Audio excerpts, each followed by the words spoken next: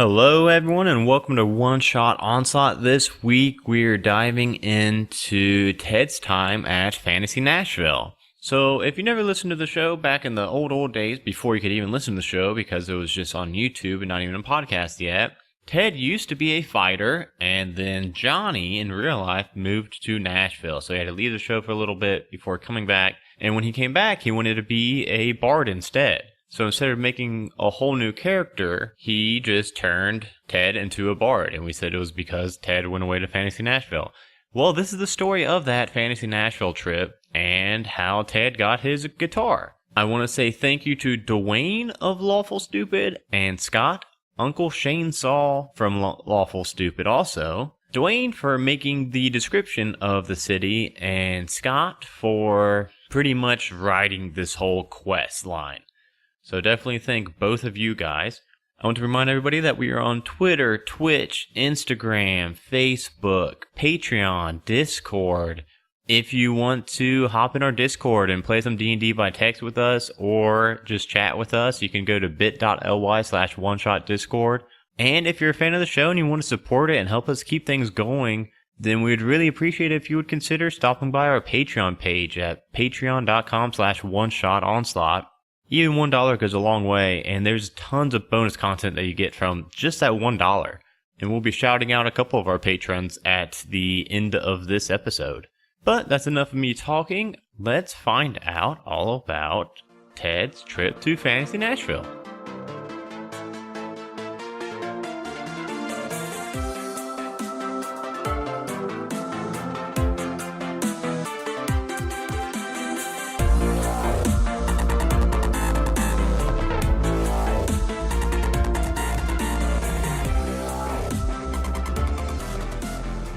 We're in the dorms of the Adventurers Guild. Ted, you're finishing up packing for your journey. The last thing you do is to grab your axe and sheath it. The room's empty. You've already said your goodbyes to the rest of the D team. Now, Johnny, do you care to explain why Ted is leaving for Fantasy Nashville, the home of the greatest musicians in Faerun and where stars are born?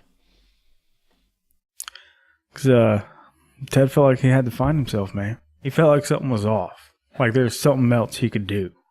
And he did it. Perfect. Yeah, exactly.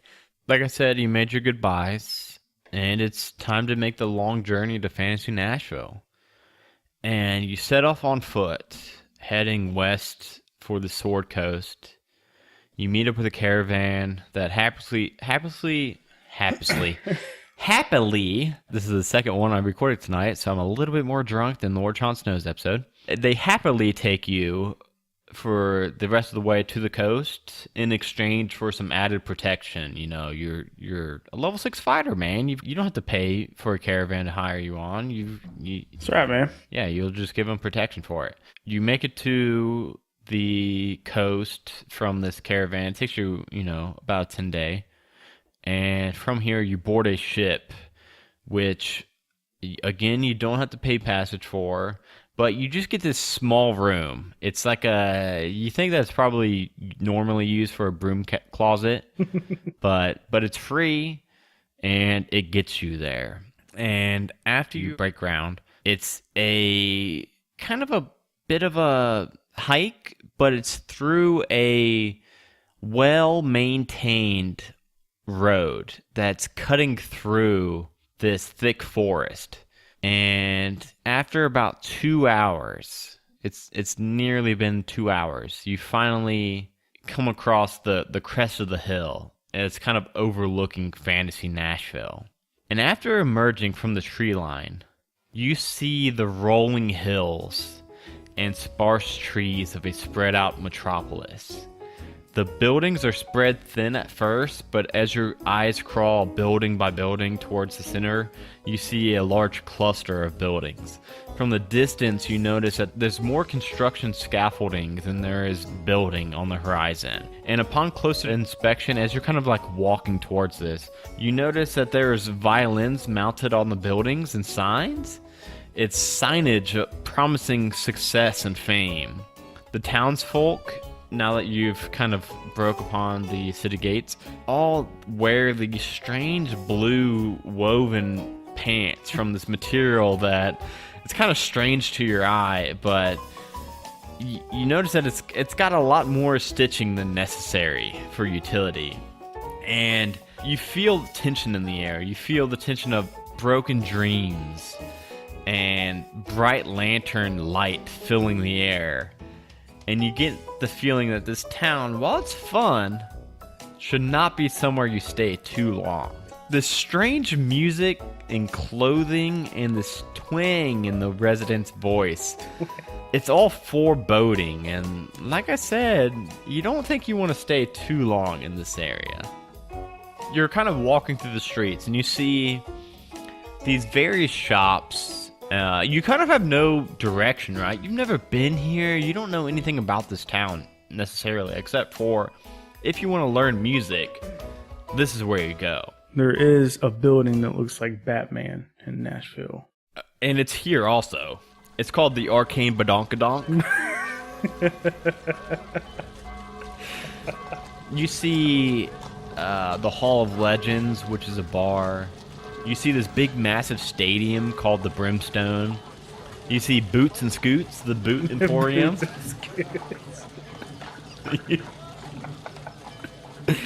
You see Carrie Underwood's... Did you go to Nashville for this? No, dude. I had the people of Lawful Stupid write this for me. Okay, I gotcha. Because they're from Nashville. That makes sense. Shout out to DMD Doodles for Carrie Underwood's Lumberyard. But man. All that aside, you come upon the Broken String, which is like a stringed instrument shop. They both sell and repair stringed instruments. Outside of the Broken String, you see a sheet of paper nailed to a notice board, and it's got a sketch of a guitar on it. Oh. And underneath the guitar it says, "Want to own the greatest guitar in Faerun? An unbreakable, magically empowered guitar that grants even the most novice of players the ability to shred ass? Inquire within." And at the bottom of the paper, it's got, you could tell that there was meant to be like tabs of paper that you like rip off, but there's no more tabs left. Go ahead and roll me a quick investigation check. A 2. It's okay. Yeah. I mean, you just see that sheet of paper. It says inquire within the Broken String for that ability to shred ass with this magical guitar. What do? We're dropping to you now. I'm going Broken String. Going in the Broken String. So it's right next to it. And it's like a glass front shop, so you can kind of see within it. And inside of it, you see these stringed instruments kind of lining the walls. And they kind of go like smallest instrument to largest instrument, starting with this weird, it looks like a tiny guitar. Ted's seen a guitar before. This looks like a tiny like handheld guitar thing that Johnny would know to be a ukulele, but Ted has no fucking clue what this thing is. And it ends in this massive, like 6 foot tall stringed instrument that, again, Ted has no clue. Johnny would know it to be a cello.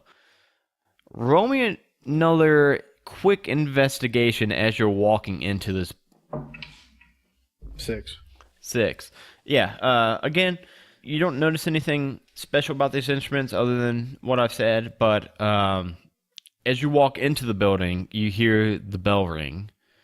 And behind the counter, you see a middle-aged dwarf with his hair pulled back in a tight, short, black ponytail with a clean-shaved face.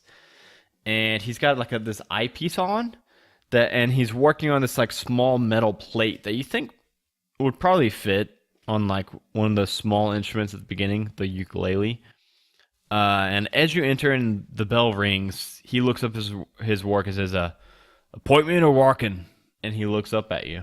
Walk in. What can I help you with? You need a instrument tinkered with? You need a... Seen this flyer for a magical guitar. His face lights up at that. He says, "Oh, you're here for the, Yeah. You, I haven't had any, bites on that bit for, what's it been now? About a year now.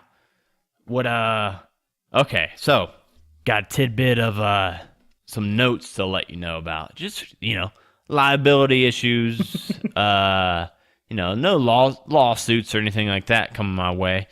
I got to let you know that the last 3 folks who tried this all died. 2 prior to that quit before getting a single piece. 5 prior to that died. So we're at 8 deaths and 2 quits, and nobody's been around here for about a year now. So that aside, I've given you the heads up. You cannot sue me now. If you die, get terribly, terribly misconfigured or injured, none of that falls on me. We clear? Is this verbally binding? This is verbally, legally, everything binding. We good?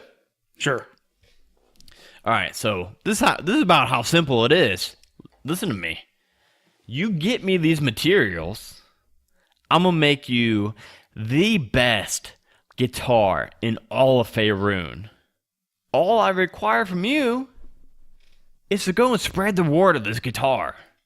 I need you to go, and when anybody sees this, it's going to be a beauty to behold, and you're going to let them know that Hattori Banjo made you this guitar.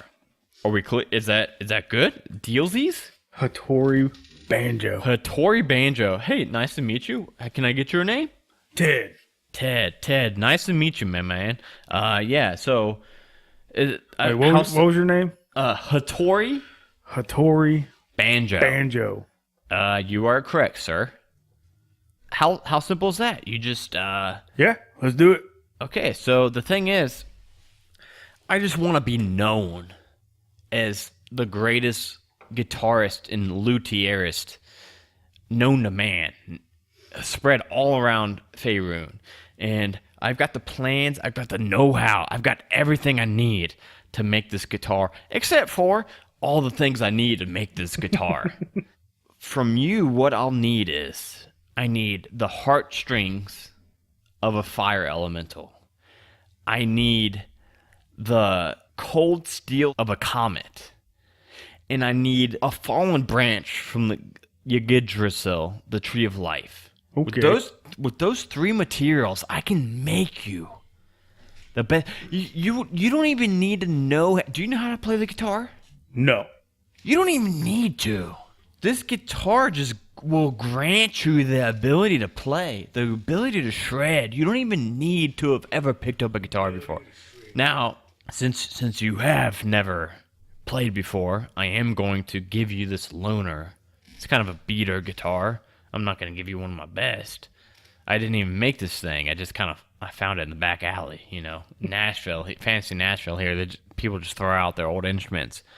I need you to get me those 3 materials, and I will make you the greatest guitar everyone you've known, and everyone in Faerun has ever seen. Which piece would you like to start with? You know what? I'm gonna go ahead. I'm gonna lay out what we need. Let's do the heartstrings first. Heartstrings of a fire elemental. For this, you just need to kill a fire elemental. And you know what? I know where you can find one. Where's it at? It's not too far from here. Out in the area known as Ashland, there are these plains that there's some weird elemental magic going on in that area where there will be these tears that the area smooshes up against the fire plane, the elemental plane of fire. And because of this, there will be these portals and these tears that rip open, and that will momentarily connect the material plane to the fire elemental plane. You go there, you're going to find you a fire elemental. You're going to have to kill this fire elemental, and you collect its heartstrings, bring them back to me. That is going to be the strings of this guitar. Next up, so that's about a not even a 10 days walk west of here. Next up, for the struts and the frets, we need some cold space steel. Now I'm telling you, for this one, it's gotta be mostly luck. I mean, I don't know what to tell you. you're going to have to, like, catch a meteor. And when you find this meteor, you got to get it back to me in 5 days while it's still hot. This may be the toughest for you because it's, like I said, it's mostly going to be luck. I mean, you could go to, I don't know, you could go to Fairview to the south of here. It's a pretty open plain area that you can, I don't know, camp out. I would be wishing on every star you see, wishing for that falling star. Next up, what's the last piece we're going to need? You got the strings, you got the struts, you got the frets. The branch. You got it, my dude. You're going to need a branch of Yggdrasil, the tree of life. To the north, in the legendary plains of Springfield, is the massive mammoth tree, the tree of life. You're going to have to get up there and you're going to have to get me a branch. This one, I keep saying the toughest. They're all tough. The beasts that guard the tree of life have rumored to have grown to mammoth sizes. Massive, way bigger than they ever would be due to drinking the dew from the tree leaves and just imbuing themselves over years and millennia. And you're probably going to have to fight some to get this branch. Well, let's do it. Just curiosity, which piece you looking to set out for first? Heartstrings. Heartstrings. All right, so you're going to head to Ashland over there, right? Yep. I'll give you 2 10-day before I quit expecting you back. How about that? All right.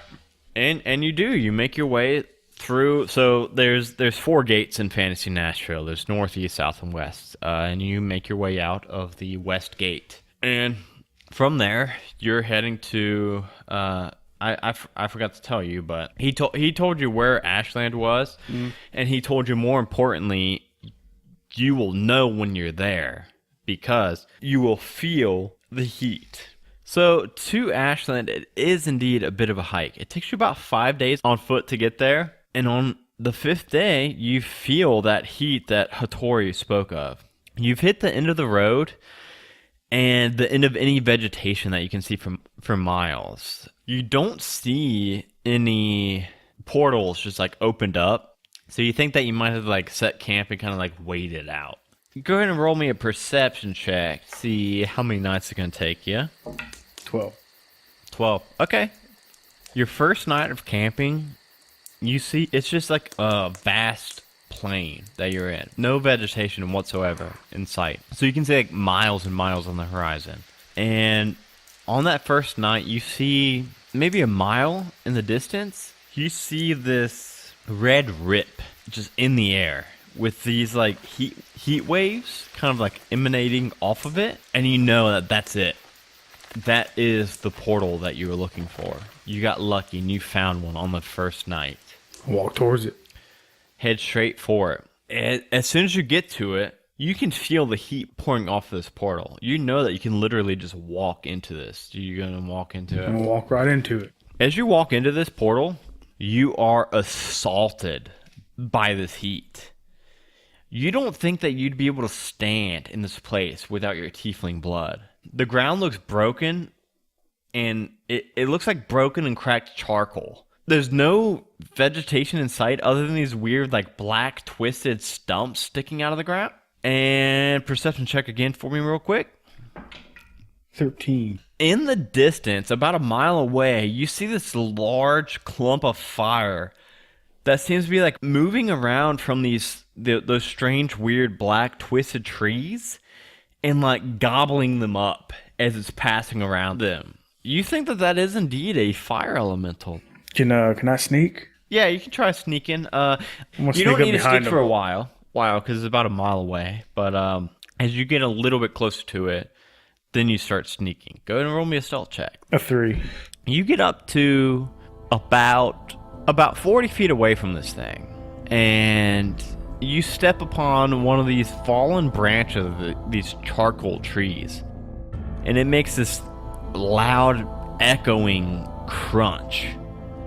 And this massive, 10-foot tall, fire elemental with like, it doesn't even really have legs. It's kind of hovering. It's got 2 arms and like a little short stout head, and it's yellow and red and orange flames making up the entirety of its body. It turns to you. Go ahead and roll initiative. 9. 5 plus 3. 8. It almost got you. So go ahead and so you're a fighter, Ted. I've got you some mundane stats written down for you. I'll go ahead and hit with my axe. So you're gonna charge up at him. 13 plus 5. No, plus 8. Fuck yeah, that hits him. You hit him with this. Your +1. I forgot to give you a +1 axe, so you actually get +1 to damage and attack. 10 damage. So you actually get to make 2 attacks. So go ahead and make another attack so that I can kind of narrate it.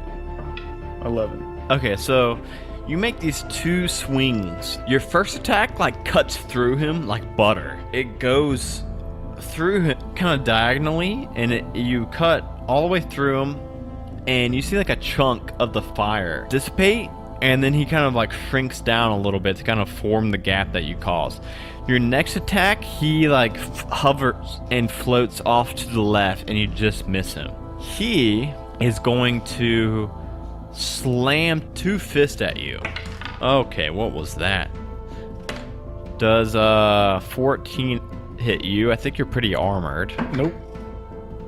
Does 16 hit you? Nope. Fuck. So he just like flails his 2 arms at you. He's just like a toddler trying to hit you. Like, your turn again. 11 plus 8. 19. And 19 does indeed hit. 20. If you would believe it. 11. Total? Yeah. So again, oh god, go ahead and roll damage for that first one. 6 or 7. So again, this swipe, you kind of like take out his leg. He only has like one leg. It like forms down on like one leg, and you like swipe it out, and it kind of drops him 2 feet shorter as like his fire kind of reforms into the shorter body as you're like kind of like chopping away at this fire. He's gonna make 2 swings at you again that hopefully aren't as bad. Worse. Okay. So one of them lands. So his first one is like fist pumping in the air. The second one with his left hand slams down into you, and you take, it should be 10 damage, but it's fire damage, and with your tiefling blood you can absorb half of that, so you actually only take 5 fire damage. He's looking a little like worried now. 19 for the first one. 17 for the second one. Both of those are gonna hit. Go ahead and roll both the damage. This guy's like... So 12 for the first one. 7 for the second one. Yeah. He's still standing, but now you've slashed through so much of this fire, and like every time your axe passes through him, it kind of like shoots off some of the fire, and you see the fire like wick off into the night and like kind of like just, you know, dissipate off. And now he's like the size of like a dwarf. He's like 3, maybe 4 feet tall now, kind of hovering above the ground still. And he's gonna make 2 more punches at you with these little tiny dwarf hands. Oh shit. Okay, so both of these little dwarf hands connect to you and do a grand total for you. You take 10 damage. And then after that, he actually like after he just hit you with both his hands and noticed that you like didn't really even like flinch much, he turns and takes off, and you get 1 opportunity attack real quick. 17. So as he turns to run, you get 1 attack on his back. Go ahead and roll damage for that one. 11 damage. So he's pretty fast, and he's still standing even after you just sliced at the back of him. Now he's like gnome size, like 2 to 3 feet tall, but he's pretty fast. He's like hovering, so he's quick, and he books it and makes it about 50 feet away from you. And it's now your turn. I'm gonna throw my javelin. That's what, 60 feet? Yeah, you can definitely hit him with your javelin, and I imagine you're still like running at him too, right? To kind of cover some distance in case this doesn't finish him off. I get 2 attacks, right? Yeah. So did your javelin miss though? The first one, I rolled 9. Okay, so now, but the thing is, you only had one javelin. What was this? 13. Plus 5. Or plus 6. That's gonna hit, but your javelin's gone. You hurl your javelin, and this little thing's too small of a target, and you just miss it. But then you've got your axe, not necessarily meant to be a throwing weapon, but you can throw it. I'm chucking it. You chuck your axe at this. Two-handed fucking... I'll give you instead of a D, what is it supposed to be, a D10? Yeah. I'll give you a D6. 9. This axe cuts straight down the middle of this fire elemental vertically and splits it in half. And as the fire elemental splits, you see the fire, it doesn't reform like it has been because it's such a small flame now, that it just splits, and then both halves of it just dissipate into smoke as it just goes into the air. And you see it's about 20 feet in front of you now because it was a little bit faster than you. You see left in the pile of ashes and smoke this fist-sized glowing red heart, it looks like, but it's like molten over, like it's like a stone almost. So you need to get this whole fist-sized stone back to Hattori, and you think that he will be able to split it and get the strings out. You don't want to try that. You just want to bring him his whole heart back. The question is, do you bring him the heart back, or do you go straight to one of your next collect objectives? Well, I'm south, right? Yeah, so the nearest to you is the Fairview. Yeah, it's the Fairview. Yeah, where you want to get the cold space steel. That one you've got to get back to Hattori quick. Yeah.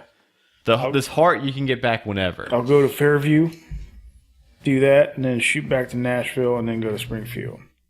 Okay, so you actually have to camp a night in the fire elemental plane. Luckily for you, like I said, so is that a long rest? Yes, you get a long rest out, and you camp out for the night, and you do indeed get 8 hours of sleep. And when you wake in the morning, you're kind of looking for it, and you see a split to the material plane that you just hightail it towards. And as you exit it, you feel that heat still pouring over onto your back, and you're now in the plains of Ashland. So from Ashland, then you head to Fairview. Making it from Fairview or from Ashland to Fairview, it goes from that long kind of like desert almost expanse, not really sand, but like just cracked and dry earth, to Fairview. You notice that it like turns from that dirt, hardened dirt, to the like thick, lush grass of Fairview. It's not wooded at all. It's just miles and miles and miles of flat plains of just like rolling like knee-high grass. How does Ted set up camp? Did you bring like a tent? I just got a little mat. You just got a little mat and your little guitar that Hattori. Yeah. Will you go ahead and roll me a performance is under charisma? So roll me a charisma check. Nat 20. Nat 20. Damn, that's good. So this night, as you're kind of setting up camp, and I'm not even gonna do it for just one night. It's actually like it's gonna take you several nights. And over these nights of you just camping out, you're practicing on this guitar, and you're getting pretty fucking good. Like, it's like a calling to you. It's like you were kind of like meant for this.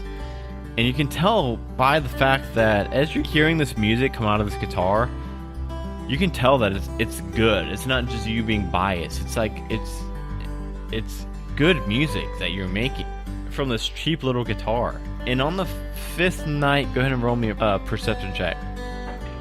19. Okay, so I'm gonna give you. Okay, on this fifth night, you're watching the stars, and you've seen a couple shooting stars, but of course they've all just kind of passed by in the night sky. But eventually, on this fifth night, you see a star growing larger and larger. You see it coming straight for you. Go ahead and make me a dex check now. Shit. If you would have failed that, you would have had disadvantage, but I'll give you a regular. Oh my god. The fucking 2. Yeah. Okay. Cool. Let me roll this real quick. This isn't going to take me out. This isn't where Ted dies, is it? A fucking No, meteor? we know Ted's still alive, but you are about to get hit with a full-on D20 of damage. A 2. Yes. This meteor hits you square in the face. You're watching it, and it's getting closer and closer, and you start like zigging and zagging, like left and right, like serpentine. trying to dodge it, and it seems to be like following you, like it's homing in on your head, and it hits you square in the head for 2 whole damage. Well, meteors are on fire, so technically I'll take half damage. Well, this was the bludgeoning. This was the rock. Hitting you square on the head. For somehow a D20 only did 2 damage to you. Well, that worked out. And you've got this. And as you pick it up, it's manageable for you to hold it. It's pretty hot, but it's not like burning you because you're a tiefling. But you know that it's a matter of time for you to get this back to Hattori. And you do, and you rush back to town. And as you make it to Fantasy Nashville, you're kind of snaking your way through the streets, the crowded streets, very crowded streets. So you've got music coming at you from all ends. You make it to Hattori, and you give him both the heartstrings and the cold steel, space steel. And I forgot his voice, so we're going to say that he just gratefully takes them from you. And you head off to Springfield for the wood. All right. You head up north to the legendary plains of Springfield. And it kind of looks like Fairview a little bit for a while until you see this massive 200-foot tall tree. You know, I mean, this has to be the Tree of Life. This has to be Yggdrasil. And you make it to the base of the tree. Will you go ahead and give me an athletics check? Yeah, bad. You fall. You take some damage. 9. You make it about 10 feet up. No. You make it about 20 feet up, and then you lose your hands. You lose your handholds, and you fall down 10 feet, landing on another big massive branch for 5 damage. So you're fully healed -5, which may come in handy. Go ahead and roll me another athletics check. 13. 13's a little bit better. Total? 19. 19 total. So you're making it up. You're trying to get high enough so that you could get like a thick enough branch that you just need to bring like one branch back, right? You're about 80 feet up now. You're pretty high up there. And you see a branch that fell from a higher limb and is currently resting on this branch that is about 20 feet from you. And on that same branch where that fallen branch is, because you don't really think that you could hack through this tree with your axe. So you're glad that you found this fallen branch. But you see 2 giant 6 feet tall squirrels in a nest right next to this fallen branch. Can I try to knock the nest over? Yeah, how do you want to proceed with this? So you've got tree branch kind of haphazardly laying across the branch, kind of like perpendicular to the tree branch, and then you've got the squirrel nest about 15 feet away from it with the 2 6 feet tall squirrels in it. I want to throw my javelin at the nest. To try to knock the nest squirrel out. Yeah. Roll me an attack roll. We'll say you got to beat a 15. 17. 17. God damn. Okay. You hurl this. Now that javelin's gone. It's gone. You hurl this javelin, and it goes and it pierces through this nest that these squirrels are sitting in, just enough that it kind of like slices through the twigs of the nest, but enough that even though it pierces through and goes out the other end, it knocks the nest over with the squirrels in it, and they plummet 80 feet down to their presumable deaths. Let me go ahead and roll. So it's 8d6. Give me a second. Let me see if they died or not. Okay, a 5 and a 6. They're probably gonna be dead. Yeah, we'll say that the giant squirrels are fucking dead. You're like watching, and you kind of are doing like, like shielding your eyes from the sun, looking down, and you see this nest shatter across the ground, and you see these 2 squirrels hit the ground, and you see them not move anymore. So you assume that they are indeed dead. So how are you gonna get this? It's a pretty big branch. It's like 15 feet long and like a foot wide. You know, it gets a little bit more narrow towards the end, but at the branch, it's like. Can I try to knock it out? Yeah, you think that you could knock it off pretty easily.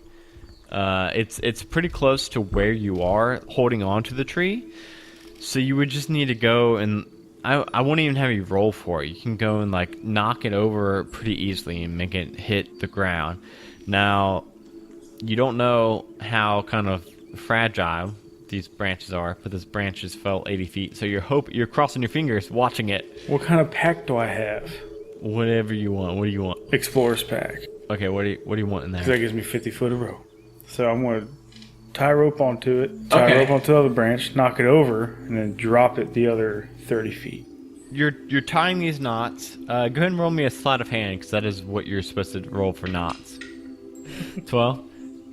That's not that bad. That's not bad. So you tie these knots, and you feel pretty good about them, and you push the limb over. And it plummets towards the ground, and you're not quite sure about if this knot's going to hold or not. And as soon as it's now dangling like 30 feet above the ground, and it snaps, and the rope holds. So now the branch is kind of dangling about 30 feet above the ground. So how heavy is this branch? Pretty fucking heavy. Like I said, the branch itself is like 15 feet long, and it starts at about a foot wide, and then it gets a little bit narrower. But even so, this wood is really dense and really heavy. So, like, the rope's, like, straining, actually, at this. Because I believe the rope is only meant to hold, like, 500 pounds. And it looks like it's, like, straining at that. I was going to go ahead and cut the rope. Let it drop. So you cut this rope, and the branch falls to the last 30 feet. And it lands right on the squirrels. let me roll some more damage for these squirrels. It cushions the branch, and it double kills these squirrels for, a bonus 15 damage, so they're extra dead. And the branch, it's there, so we just need to work out how you get this branch back to Hattori. How dead is one of the squirrels? They're dead. Why is that? Is that I want to know what you're thinking right now, because they're both fucking dead. I was going to have one of them drag it. No, so they were dead, and then this tree branch, 500-pound tree branch, fell on them, and now they're extra dead. Is there any, like, horses or mount? No, you're on foot. Well, you know what you do see? So at the base of the tree, roll me a perception check. I'm not going to just give this to you. I got it. Can I take a short rest and roll again? Yeah, you don't see anything around, but you're pretty tired from that whole climb and everything. If you want to like hang out for like half hour, rest up, and then like see if you reassess the situation. We'll do that. All right, let's do that. All right, we do that. So you just kind of hang out. You get to the bottom. You get to the floor, the ground, and go ahead and roll me another perception check. 16. You see a massive 14-foot tall deer that's currently eating some of these like large overgrown plants. All right. So I'm going to take the rest of the rope. I'm going to tie it around me. I'm going to climb up a little bit on the how close is the deer to the tree? This tree is it's massive, and the deer is definitely under the tree. And we'll say that the lowest branch to it is like 15 feet above it. All right, I'm going to climb up the tree, scooch over the branch. I'm going to drop on the deer, head out. Okay. Roll me an animal handling check, which I believe is under wisdom. 4. So you take this rope and you jump onto this deer, and from here the deer just fucking takes off, and you're holding onto the deer. Roll me an athletics check. It's trying to buck you off, so it's 18. It's your strength. Okay, So this deer is trying with all of its might to get you off of its back, and you're just kind of like bear hugging it and squeezing it, and you've got this long, heavy branch tied to the back of you, and you can't control where this deer is going right now, and it's going in the opposite direction of Fantasy Nashville. Roll me an animal handling check, and let me know what you're kind of... 20. All right, so narrate to me like what you're doing for this deer to kind of try to win it to your side. I'm just petting it, man. Just petting it. Shh, calm down. It seems to work. You kind of calm it down, and you kind of point it in the direction of Fantasy Nashville and kind of get it. And this did I say 16 feet tall? 14. Damn, I made that way too fucking big. That thing is huge. That's really big if you think about it. It's pulling my damn branch. and it does, and it gets you to about like 100 yards from Fantasy Nashville, and even with that nat 20, it won't get any closer to the city. It doesn't want anything to do with the city. It stops and kind of like digs its heels in. It's not going to go any further. It wants you off it. It wants to go back to the tree, and it leaves you and your big old branch to yourself. Can I chop a piece of the branch off? Yeah, you don't need this whole thing. So you can go ahead and roll me an athletics check, and I'm going to see just how long it takes you. 4. A 4? It takes you a fucking long time. We'll say it takes you a whole day. It takes you a day to chop off a piece long enough that you think could fit the body and the neck and the head into this guitar. So it'll take you one extra day. You make it back to Hattori with this branch, and Etsy sees you dragging this big branch. So we'll say that you need what, like 3 feet of wood? I'd say 5. Like 5 feet of wood or so to make the body, the neck, the head, and to it's going to take some extra to kind of like carve it out and everything. And he looks ecstatic as you walk in, and he says, "Hey, you got all of it? You got fucking? That's a big ass branch, man. I don't need a whole 5 fucking feet, man. I need like fucking 3." Or I'm not gonna complain. I'll let you keep the bonus too. Yeah, man. Give me a few days, and I'll get this back to you, and I'll get it back. It'll be right as rain. You just go enjoy Nashville, Fantasy Nashville. I mean, I'm gonna head on down to Legends. Legends. That's a stadium, right? I believe I said that's a stadium. Brimstone is the stadium. Hall of Legends is the bar. Yeah. I'm gonna go down to Hall of Legends, hang out with the good old Duncan. Yeah, man. Yeah. That's what I would do if I was in your shoes. And you kind of check back in like every day, and he's got a close sign on the shop. He tells you where he keeps his key hidden. It's in like a little fake rock right outside the shop, so you can like get into the shop whenever you want. But like a day passes, and then 2, and you're like going and checking, and you're not seeing him. Then 10 days go by, and you don't see Hattori. You don't see him enter or leave his shop, and you're like checking in. You don't see him. And then on the 11th day, what do you want to name your guitar? Madam Octave. Madam Octave. You go into the shop, and on the 11th day, you see Hattori, and he is fucking beaming, and he holds out this blood red. It's shaped. Do you want to describe it? What's that body style? I don't know guitars. So it's technically based off the 80s Washburn HM5V, like an Explorer body.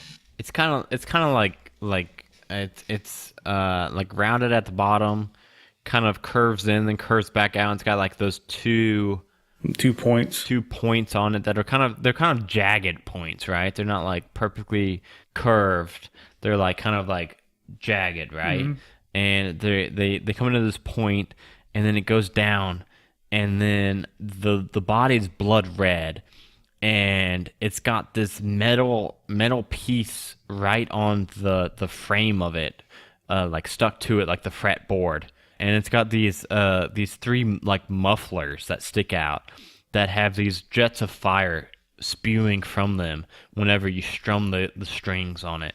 And the strings are this bright neon red color. They glow even, and they go down this neck. It's the most solid brown you've ever seen. It almost doesn't even make sense to your eyes, the shade of brown this is. And at the end, it ends in this head made of the same wood that he dyed this blood red to match the body of it. And he says, well, here you go, man. Here's Madam Octave. You want to give it a quick play? Test it out a little bit? Hell yeah. And you take this guitar. You give it just a one quick cursory strum. And when you do that, you feel the power of this guitar, the magic of this guitar. It goes through you. You feel amazing. You feel this is what you meant for. Like a fighter, that's never what you were meant to be. You were never meant to be a fighter. You were meant to sing. You were meant to play. You were meant to inspire. You were meant to shred. This is your life. And Hattori looks at you and he says, well, man, you're gonna keep your end of the bargain? You're gonna go spread the word of good old Hattori Banjo? I can do that. It's been it's been a couple months now that you've been doing these jobs. You've kind of been resting at Hattori's shop. You've gotten pretty close to Hattori. He kind of taught you a couple like basic chords and like some string progressions and things that you would have never known by yourself. So he's kind of, you kind of look up to him. He's pretty close to you, but it's time for goodbyes. This was all part of the bargain. You were meant to get this guitar and then meant to go and spread the word of it. You spend a final day with him, with the guitar, with him, and you guys are laughing. You guys are having a good time. He's just beaming at making this guitar with you. Because he couldn't have done it by himself. It was 50-50, right? He needed these materials. He couldn't get these materials by himself. Nobody could fucking get these materials for him. He spent over a year. One thing that one investigation check that you rolled at the beginning was to see how old this paper was. So you never realized how old this flyer was, but over the months of hanging out with him, you've learned that he's been on this quest to build this guitar for years, and he kind of gave up on it. That's why he never put out a new flyer with new tabs on the bottom. He gave up on this. He didn't think he'd ever make this. He thought he was gonna just retire, just a mediocre string instrument creator, and he'd be forgotten. Nobody would know his name in history and in the future after he dies. And now with you helping him make this guitar, he knows that that's not the case. He's gonna die one day, and that's fine for him because he knows that this guitar is never gonna be destroyed. Ted might die and lose his guitar. Whoa. No, Ted might die. This guitar will not fucking die. If Ted dies, you could not destroy this guitar if you wanted to. You could be the most powerful sorcerer in the lands, and you could not destroy this guitar. And he knows that, and he's happy about that. He's happy. He doesn't care whose hands his guitar falls in. He knows that his legacy is going to live on through this guitar.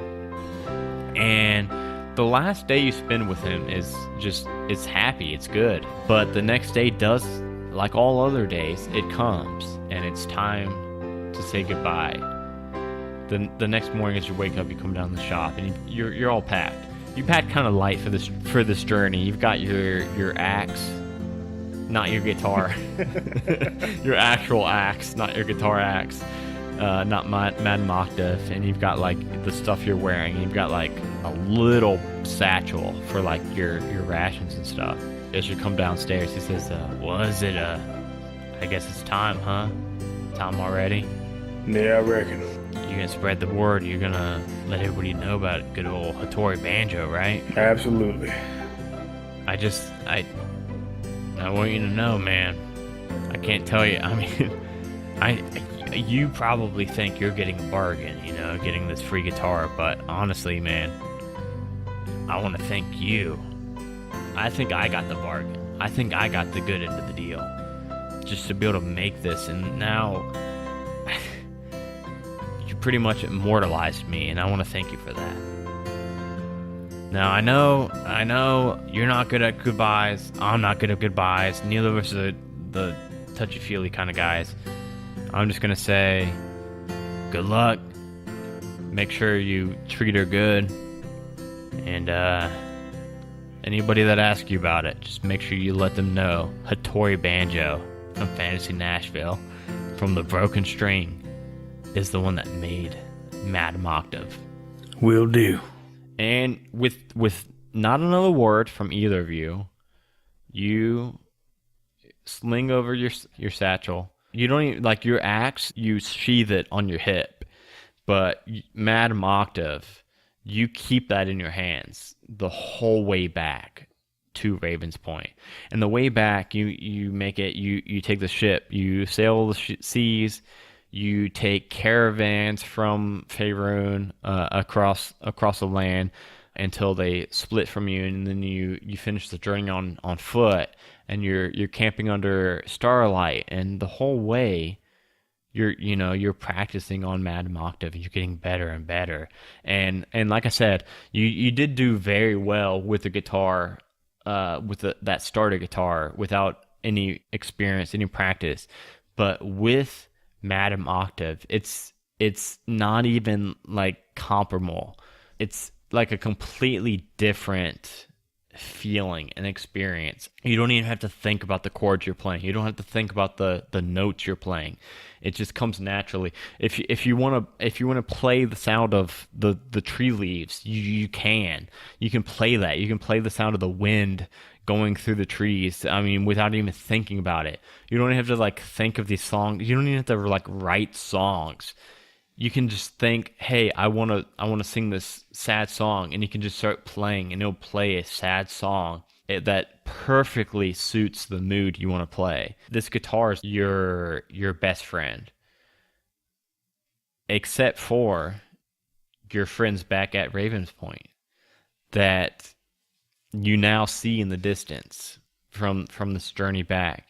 After seeing Raven's Point, you kind of pick up pace. You're excited to show Ironclaw and Lord Jon Snow and Death your new guitar that you helped make, you helped create. You're excited to show them your new abilities, because now you've learned all these new spells that you can kind of like strum your guitar certain ways, and they can heal, they can inspire, they can do all this new cool shit. As soon as you see Raven's Point, you rush back into town. You run in. You run into the Adventurers Guild. You go to the dorms, and you don't even... Do you even knock at the door, or do you just fucking bust in? I just bust it open. You bust in this your guys' dorm, and you see standing there. You see in the bunk beds, you see this dwarven rogue. You see this war-forged machine barbarian with a like completely naked except for like a loincloth and a big axe laying on his chest. You see this fancily dressed high elf wizard, and then this tiefling rogue, and they all like are staring at you as you burst in the door. And that high elf wizard with the bright blue robes looks at you and says, "Hi, man. What's this all about? What do you need us? What are you doing in here? Where's everyone at? Everyone's here. The gang's all here. Where's Ironclaw, Death, and Snow? Ironclaw, Death. Oh, you mean the D team? The D team. The D team. My boy. They Did you not see the floating tower? What was it, Umazora? Was it about a month ago, I believe? They claimed this big floating magical tower. We're actually We're actually the Q team. It's me here. Sinclair, hi elf, pleasure to meet you. This is Umo, we call him Umo, the Warforged Barbarian. That over there is Hack, the Dwarven fellow. And then this is Niche, the Tiefling Rogue. But yeah, if you're looking for the people who was in the storm before us, that's the D team. They've, about a month ago, moved into that big floating tower. You can't miss it. You must have been, did you see it on your way in? Not really. No, you must have been aching to get in here. No, you can't miss it. Just to the south of town, a big floating tower with a big anchor on it. All right. Are you Ted? More than only. Oh my goodness, guys, it's Ted. And you see all the other three all kind of shake their heads, and Uma says, "I knew that was Ted. Didn't look at him. Could you mistake him for anybody else?" Well, yeah, I mean, I could, but it's been a while since anybody's seen you, so I'm sure they're gonna be excited to see you. Well, it's nice meeting your Q team. I'm out.